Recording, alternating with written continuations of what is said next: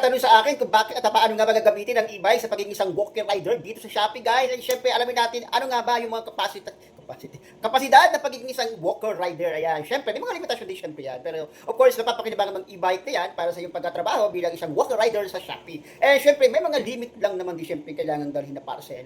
Alinsunod doon mismo sa loading capacity ng e-bike. Kaya, syempre, ganun pa man, at least kada paano gagamit mo rin yung e-bike mo sa pag-deliver ng parcel kung gusto mo rin naman siyempre maging walker rider. Kaya yung panginihintay natin guys, ayan, kung meron ka talagang e-bike, ay wag nyo na nga sayang ng pagkakataon kasi siyempre pinapayagan na yan. Again, hindi kailangan ng driver license since hindi naman sakop ng tama ba ako, ng LTO. Tapos daming time ngayon, ang e-bike ay hindi pa kinukonsider na kung pwede kang mag-drive na mayroong driver license. Kaya malaking bagay pa rin yan, no? Advantage pa rin naman syempre yan. And syempre, ang kailangan mo lang, at kung sinabi ko sa una kong video, na meron tayong kinakailangan i-presenta para maging isa kang walker rider na una, birth certificate, valid ID, at syempre, pangalawa naman, ay yung residential o barangay certificate o barangay clearance na nakalagay doon kung saan ka nakatira. Ayan, again, ang pagiging isang walker rider ay merong limitasyon ng kargahan sa e-bike at syempre, meron din tawag ito is yung maximum number of parcel na pwede mong dalahin. Pero ganoon pa man, tulad sinabi ko, pwede nang gamitin ang e-bike sa pagiging isang walker rider dito yan sa Shopee. Kaya na pag mo, apply yan na.